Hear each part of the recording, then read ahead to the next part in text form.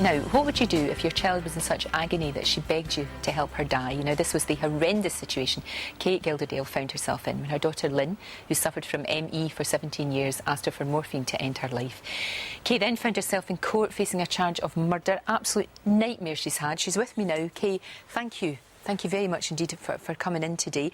I want to find out more about your daughter because she was 14 when she got really sick. Yes. Up until then, what was she like? She was perfectly healthy, a lively, normal teenager, absolutely loved life, was interested in everything, very clever, loved cycling, swimming, dancing, music, you know. She was just a normal teenager who was growing up, enjoying life with a good circle of friends. And she was stricken by ME. And how did that manifest itself? I mean, what was she like when she got sick? In the beginning, she became ill immediately after a BCG vaccination, which it wasn't the vaccination, it was her immune response to it. And she got one infection after another. And that was in November, and by February she was extremely ill. She was collapsing, she had terrible pain, and her memory was going. And then by May she was totally bedridden, couldn't speak, very, very sick, having fits, all kinds of terrible, terrible symptoms. And we were in shock. We didn't know what to do. We were looking everywhere for answers, and nobody really knew what to do. That is the trouble with this particular illness. There's not enough known about it, is there? We desperately need funding to find some answers for good treatment and ultimately a cure. Which is what would have saved your girl. This is the thing. Yes. She had a good spirit, didn't she? She tried really, really hard, even though she could hardly do anything for herself. I mean, you must have had to nurse her almost 24 hours a day. At one time, she couldn't do anything at all for herself.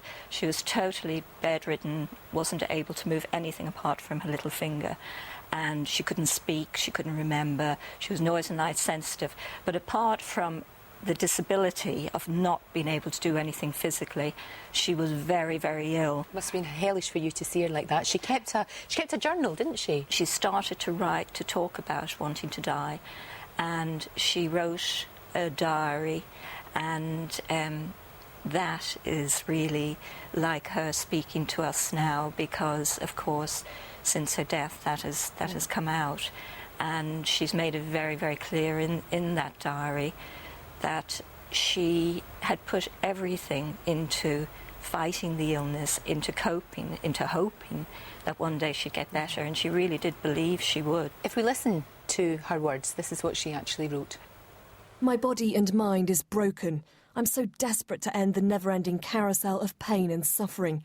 I have nothing left, and I am spent. She tried, as you said, she tried really, really hard, but when all hope goes, and as you say, she was in terrible, terrible agony, when did she actually broach the subject with you that she wanted your help to die? It was about 2 years before her death. In the beginning, it was just occasionally she'd bring it up, and then it was more regular, and nearly every day she was saying that she can't go on. But she also said herself she trusted her parents to do what we knew was best for her and not for ourselves. Yeah, because what was best for you was to keep her there, yes. Even though she was so sick. Yes. You didn't want her to go. No. Of course not. No. So it was out of love that I adhered to her wishes. What did you have to do?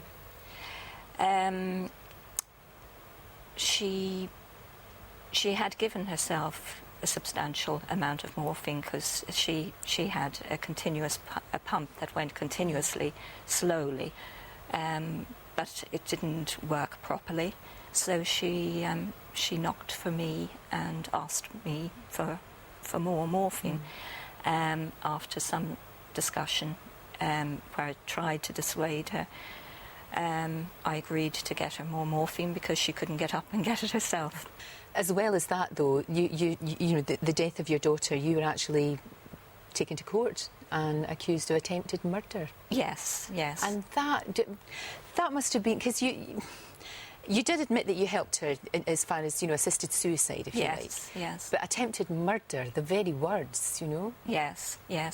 That, I think I was in shock when they said that, and it didn't sink in. And even when it did, I thought, well, I've said, it's assisted suicide, and they will see that, and they'll drop the charges.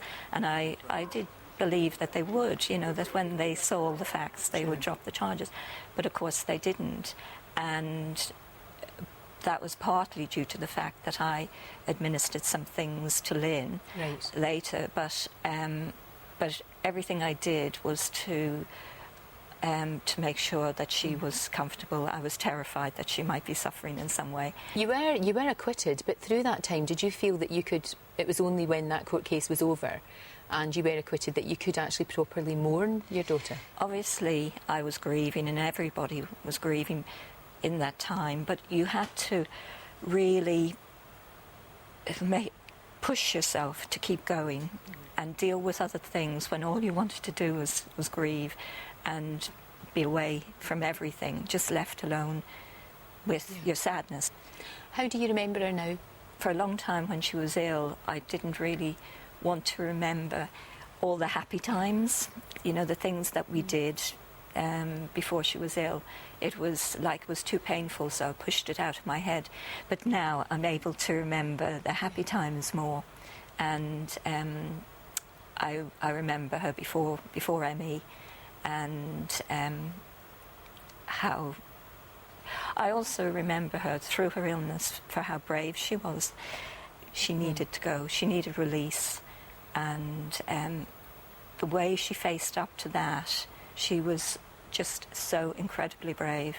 Kate, thank you very much indeed for coming in. Okay. Your daughter is very brave, and so are you. Thank you. Thank you.